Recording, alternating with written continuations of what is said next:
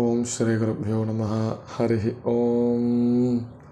பூஜ்யாய ராகவேந்திராய சத்யதர்மரதாய ச பஜதாம் கல்பவ்ருக்ஷாய நமதாம் காமதேனவே. சத்குரு ஸ்ரீ ராகவேந்திராய நமः.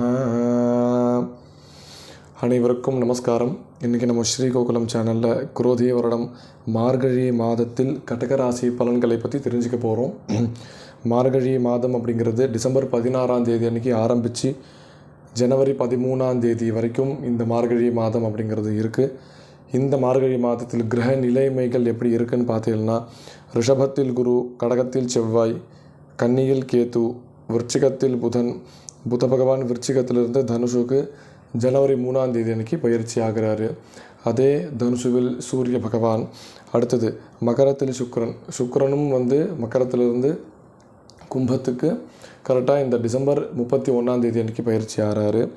அதுக்கப்புறமா சனீஸ்வரர் கும்பத்தில், மீனத்தில் ராகு. இதுதான் இந்த மாதத்தில் கிரக நிலைமைகள். இந்த மாதம் மார்கழி மாதம் அப்படிங்கிறது உங்களுக்கு எந்த அளவுக்கு சாதகமாக இருக்கும்னு பார்த்தீங்கன்னா, உங்களுக்கு 2ஆம் அதிபதியாக இருக்கக்கூடிய சூரிய பகவான் 6ஆம் வீட்டில் மறையறாரு அப்படின்றதுனால கொஞ்சம் சுமாரான மாதம். ஒரு 50க்கு 50% உங்களுக்கு சாதகமாக பார்க்கப்படுது. மீதி 50% உங்களுக்கு பாதகமாக தான் இருக்குது. அது எப்படிப்பட்ட பாதகம் அப்படிங்கிறது இப்போ நம்ம தெரிஞ்சுக்கலாம் வாங்க. ஃபஸ்ட்டு 2ஆம் அதிபதி, அதாவது குடும்பஸ்தானம் அப்படின்னு சொல்லுவாங்க, தனஸ்தானம் அப்படின்னு சொல்லுவாங்க.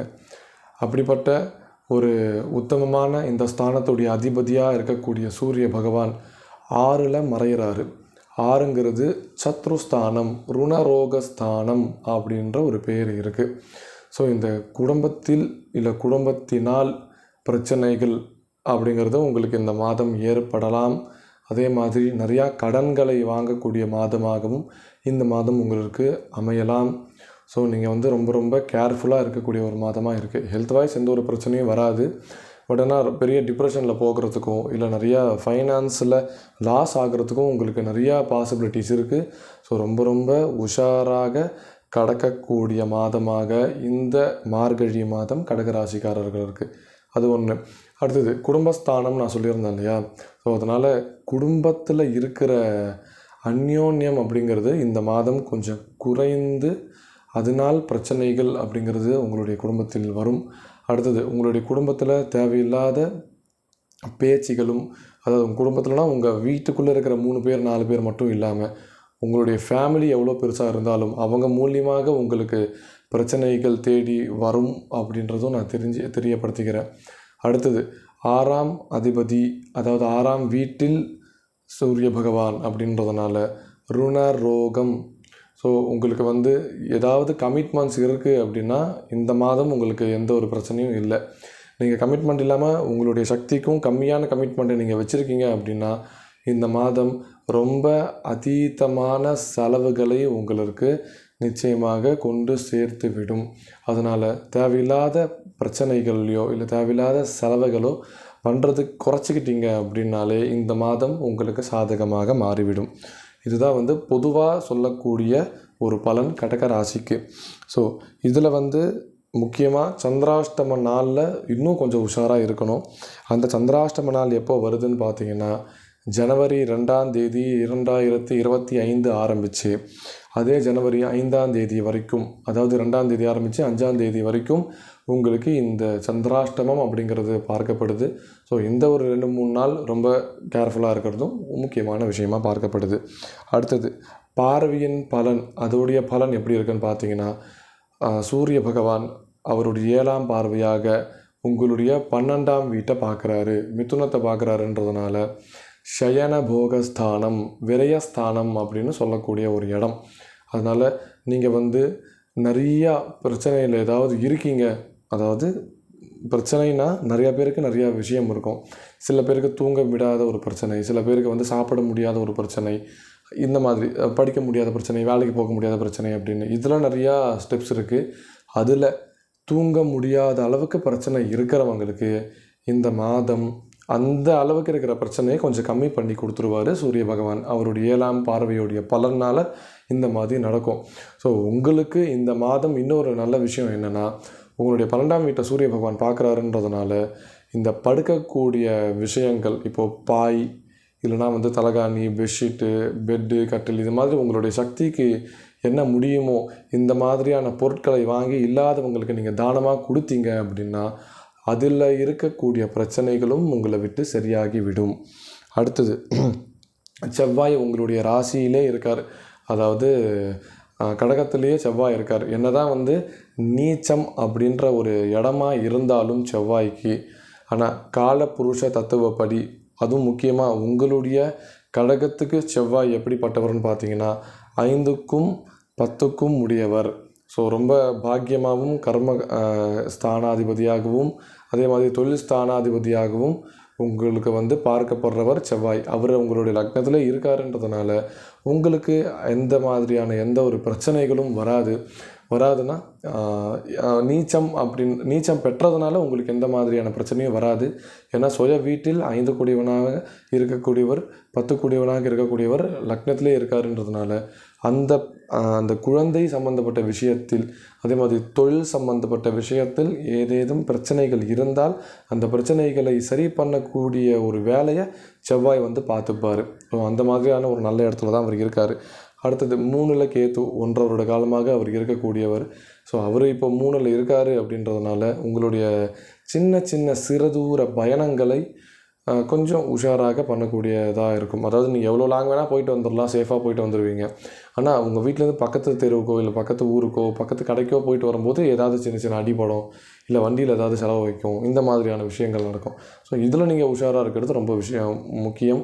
அதே மாதிரி நிறைய கோபம் வரும். உங்கள் கோபத்தை நீங்கள் வந்து கண்ட்ரோல் பண்ணிக்கிட்டீங்க அப்படின்னா நீங்கள் இந்த மாதத்தை இன்னும் நல்லாவே நீங்கள் கடத்திடலாம். அடுத்தது, புத பகவான் உங்களுக்கு 5ஆம் வீட்டிலேருந்து 6ஆம் வீட்டுக்கு மாறுறாரு. கரெக்டாக 2ஆம் அதிபதி கூட 12ஆம் அதிபதி சேர்றாரு. அது கரெக்டாக எப்போன்னா ஃபஸ்ட்டே சொன்ன மாதிரி ஜனவரி 3ஆம் தேதி அன்றைக்கி மாறுறாரு. ஸோ அந்த டைமில் இன்னும் நீங்கள் உஷாராக இருக்கணும். இந்த நியூ இயர் அப்படிங்கிறது உங்களுக்கு என்ன தான் ஒரு 50% நான் ஃபஸ்ட்டே சாதகமாக இருக்குதுன்னு சொல்லியிருந்தாலும் அந்த 6ஆம் வீட்டில் 2 கிரகமும் உங்களுக்கு 8ஆம் வீட்டில் 8ஆம் அதிபதியாக இருக்கக்கூடிய சனீஸ்வரர் அங்கே இருக்காருன்றதுனால கொஞ்சம் பார்த்து நீங்கள் மூவ் பண்ணுற ஒரு சுச்சுவேஷன் அந்த ஜனவரி மாதத்தில் உங்களுக்கு இருக்குது. அதனால் ரொம்ப உஷாராக இருந்துக்கோங்க. எந்த மாதிரியான பிரச்சனை வரும் அப்படிங்கிறத விட பிரச்சனைங்கிறது உங்களுக்கு வரும், அது எப்படி வரும் அப்படிங்கிறது உங்களுக்கே தெரியாது. இப்போ ப்ரெடிக்ஷன் பண்ணி சொல்கிற நமக்கே வந்து கொஞ்சம் கஷ்டம்தான். ஏன்னா உங்களுக்கு பிரச்சனை ஏதோ ஒன்று வரணுன்றது ஒன்று இருக்குது. அதனால் அது எந்த விஷயத்துலையும் வராமல் நீங்கள் சரி பண்ணிக்கிற மாதிரி நீங்கள் உங்களுடைய லைஃப் ஸ்டைலை நீங்கள் மாற்றிக்கோங்க. ஸோ இது ஒரு விஷயம். அடுத்தது 7ஆம் வீட்டிலேருந்து சுக்கிர பகவான் உங்களுக்கு 8ஆம் வீட்டுக்கு போகிறாரு. அப்படின்றதுனால உங்களுடைய வாகனத்தில் இல்லை உங்களுடைய மனை இல்லை வீடு இந்த பொருட்கள் எல்லாத்து மேலேயும் வந்து ஏதாவது தேவையில்லாத பிரச்சனைகள் வரும், இல்லை அதனால் உங்களுக்கு பிரச்சனை வரும். ஏதாவது ஒரு பிரச்சனைகள் இந்த வாகனத்தினாலேயோ இல்லை இருக்கிற வீட்டுனாலேயோ வரும். அதனால் வாகனமாக இருந்ததுன்னா நீங்கள் உஷாராக இருக்கிறது முக்கியம். பிரயாணம் பண்ணும்போது இப்போ வீடாக இருந்ததுன்னா வீட்டுக்கு செலவு பண்ணுற மாதிரியான அமைப்புகள் இருக்கும். அதே மாதிரி உங்களுடைய தாயாரின் உடல் ஆரோக்கியத்தில் கொஞ்சம் குறைபாடு அப்படிங்கிறது பார்க்கப்படுது. அதனால் உங்களுடைய தாயார் மேலே கொஞ்சம் நீங்கள் கேர் எடுத்து அவங்களுடைய உடம்பை பார்த்துக்கிட்டிங்கன்னா அதுவும் ஒரு நல்ல விஷயமாக பார்க்கப்படுது. அடுத்தது, 8ஆம் அதிபதியாக இருக்கக்கூடிய சனீஸ்வரர் 8ஆம் வீட்டில் இருக்காருன்றதுனால ஒரு விதத்தில் ப்ளஸ்ஸு, இன்னொரு விதத்தில் மைனஸ். என்ன அப்படின்னா அந்த அதிபதி அந்த வீட்டில் அவருடைய சொந்த வீட்டில் அவர் இருக்கார் ஒன்று. சரி, அதனால் நமக்கு என்ன பிரயோஜனம்னு பார்த்தீங்கன்னா எந்த பிரயோஜனமும் கிடையாது. ஏன்னா 8ங்கிறது மறைவஸ்தானம். அந்த மறைவஸ்தானத்தில் 8ஆம் அதிபதியே மறைஞ்சிருக்காரு கடக ராசிக்காரர்களுக்கு. அதனால் இந்த தேவையில்லாத விபத்துக்கள் இல்லை தேவையில்லாத பேச்சுகள் இது எல்லாமே கம்மி பண்ணிக்கோங்க. அதே மாதிரி தேவையில்லாத யோசனைகள் சிந்தனைகள் இது எல்லாமே உங்களுக்கு இந்த மாதம் இன்னும் கொஞ்சம் அதீதமாகவே இருக்கும். இது எல்லாமே நீங்கள் கண்ட்ரோல் பண்ணிக்கிட்டிங்கன்னா இன்னும் நல்லா இருக்கும். அடுத்தது 9ஆம் வீட்டில் ராகு. அந்த ராகு வந்து உங்களுடைய பித்ரு இல்லைனா அப்பா வழி இதில் ஏதாவது உங்களுக்கு சொத்துக்கள் இருந்தால் அந்த சொத்துக்களை வந்து உங்களுக்கு வந்து கொடுக்கக்கூடிய ஒரு மாதமாக இந்த மாதம் பார்க்கப்படுது. இது என்ன ரீசன் அப்படின்னா அந்த 9ஆம் அதிபதியாக இருக்கக்கூடிய குரு பகவான் உங்களுக்கு 11ல் போயிட்டுருக்காரு. அந்த 9ஆம் வீட்டில் ராகு இருக்கார். கேத்துவும் அங்கே பார்க்குறாருன்றதுனால அதில் இருக்கிற பிரச்சனைகளை நிவர்த்தி பண்ணி கொடுப்பாரு அப்படின்றதுனால இந்த விஷயம் இந்த ராகு கேது பயிற்சியிலேருந்தே உங்களுக்கு இந்த ஆக்டிவேஷன் எல்லாமே இருந்திருக்கும். இருந்தாலும் இந்த மாதம் இன்னும் கொஞ்சம் அதீதமாக பார்க்கப்படுது. ஆமாம், இதுதான் வந்து இந்த மாதத்தில் கிரகத்தினால் வர பலன்கள். அடுத்தது குழந்தை இல்லாதவர்களுக்கு இந்த மாதம் நிச்சயமாக குழந்தை பாக்கியம் அப்படிங்கிறது உண்டு. ஏன்னா 7ஆம் அதிபதியாக இருக்கிறவர் 5ஆம் அதிபதியாக இருக்கக்கூடிய செவ்வாய் உங்களுக்கு லக்னத்திலே இருக்காருன்றதுனால நிச்சயமாக இந்த மாதம் உங்களுக்கு ஒரு நல்ல அந்த விஷயத்தில் ஒரு நல்ல மாதமாக பார்க்கப்படுது. அடுத்தது உங்களுடைய வழிபாடு தெய்வம் இந்த மார்கழி மாதத்தில் நீங்கள் இந்த சுவாமியை வழிபாடு பண்ணீங்க அப்படின்னா இந்த மாதத்தில் நான் ஃபஸ்ட்டே சொன்ன மாதிரி அந்த 50% பாதக விஷயத்தை நீங்கள் நிச்சயமாக தவிர்த்திடலாம். அந்த என்ன சுவாமி அப்படின்னு பார்த்தீங்கன்னா மீனாட்சி சுந்தரேஸ்வரரை நீங்கள் வந்து எந்த அளவுக்கு பிரார்த்தனைகளும் இல்லை தரிசனங்களும் அர்ச்சனைகளும் மதுரையில் இருக்கிற மீனாட்சி சுந்தரேஸ்வரரை நீங்கள் எவ்வளோக்கு எவ்வளோ வந்து பூஜாராதனைகளை பண்ணுறீங்களோ அவ்வளோக்கு அவ்வளோ உங்களுக்கு ரொம்ப சாதகமான ஒரு மாதமாக இந்த மாதம் உங்களுக்கு பார்க்கப்படுது. இதுதான் கடக ராசியின் பலன் மார்கழி மாதம்.